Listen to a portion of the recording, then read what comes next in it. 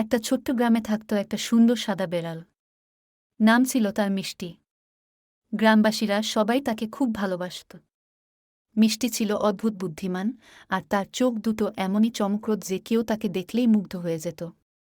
মিষ্টি দিনের বেশিরভাগ সময় কাটাত গ্রামের রাস্তার পাশে বড় বটগাছটার নিচে। ওখানেই তার রাজত্ব। আশেপাশের পশুপাখিরা তাকে যেন তাদের রানী বানিয়ে নিয়েছিল। পাখিরা ফলফলাদি এনে রাখত তার সামনে, আর ছোট্ট খরগোশগুলো তার পাশে বসে গল্প করত।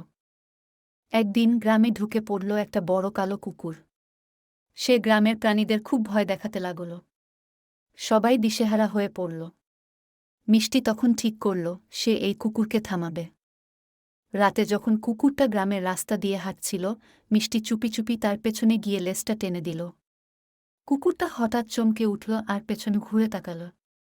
মিষ্টি তখন লাফ দিয়ে কুকুরের সামনে দাঁড়াল। চোখ দুটো এমন জ্বলজ্বল করছিল যে কুকুরটা একদম থমকে গেল। মিষ্টি কুকুরটাকে বোঝাল যে এই গ্রামে ভয় দেখানো চলবে না। কুকুরটা ভীত সন্ত্রস্ত হয়ে গ্রাম ছেড়ে চলে গেল। সেদিন থেকে মিষ্টি শুধু গ্রামবাসীদের নয়, গ্রামের সমস্ত পশুপাখির নায়ক হয়ে উঠল। আর তার রাজত্ব হল আরও শক্তিশালী। তার সাহসিকতার গল্প ছড়িয়ে পড়ল দূরদূরান্তে।